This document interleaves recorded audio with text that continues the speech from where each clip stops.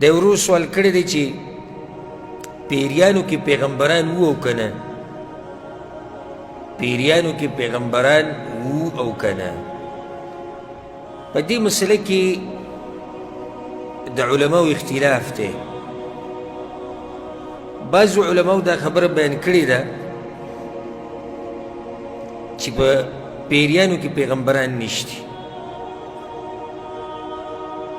دلیل پیسه او دا جمهور چې کوم دي په اهل علم کې، اکثر اهل علم دا فتوا ورکوي، دا د هغوی قول چې په پیریانو کې پیغمبران نشتی. دا د اکثر علماو قول دی. دلیل هغوی دا وایي په سورة یوسف کې الله دا خبره کړې ده، او په نور ځایونو کې هم ده، وما ارسلنا من قبلك الا رجالا نوحي الیهم من اهل القرى.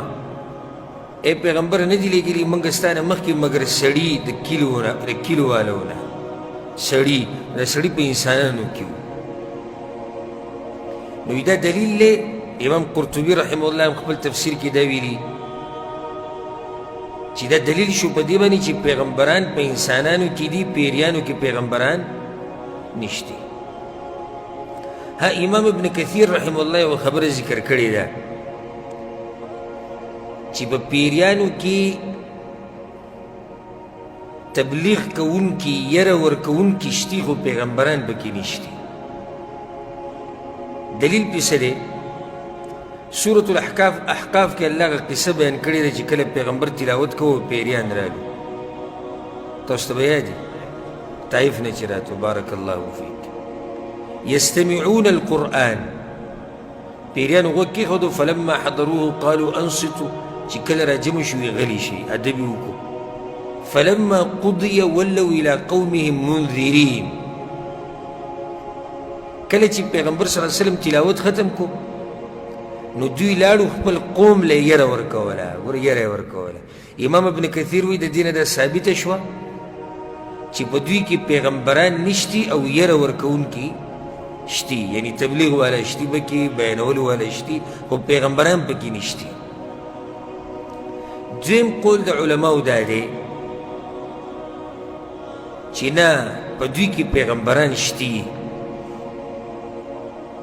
دلیل هغوی دا ورکوي سورة الانعام کې یو آیت دی چې یا معشر الجن والانس،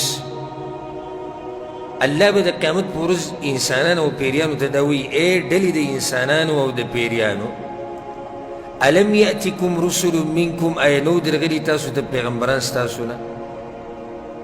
نو وګوره دې کې خطاب پیریانو ته هم دی، انسانانو ته هم دی، یا معشر الجن والانس.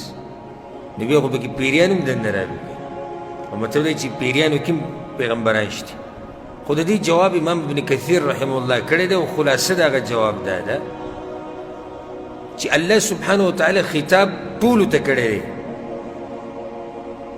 او دا خطاب صادق کېږي په یو باندې. لکه اوس داسې ووایي الله، یا زه به دله په مثال درکړم. هسې یو ځای کې نارینه او زنانه راجمع شوي، یو ځای کې زنانه او نارینه راجمع شوي، او په دې کې یو ذمهواري داسې ده چې هغه صرف د نارینهو ده. خو خطاب ته داسې وکړو چې تاسو ولې دلته راغلي؟ مقصد دا ټول خو نه دي که نه، مقصد صرف څوک دي؟ هغه نارینه دي. تاسو ولې دلته راغلي؟ پکې ولاړې زنانه هم وي، خو ستا مقصد دي چې څوک و؟ هغه نارینه و. کله په عربۍ کې داسې خطاب وشي، صحیح ده چې پیریان او انسانان دي، خو صادق کېږي دا په یو مجموعه باندې، او هغه د انسانانو. آیا نه و درغلی تاسو ته پیغمبر ستاسو نه؟ او پکې انسانان ولاړ دي که نه، انسانانو ته پیغمبر تللی. او زمونږ خپل ځاني زړه په دې مطمئن دی، والعلم عند الله. د اکثرو علما هم دغه قول دی چې پیریانو کې پیغمبران نشته.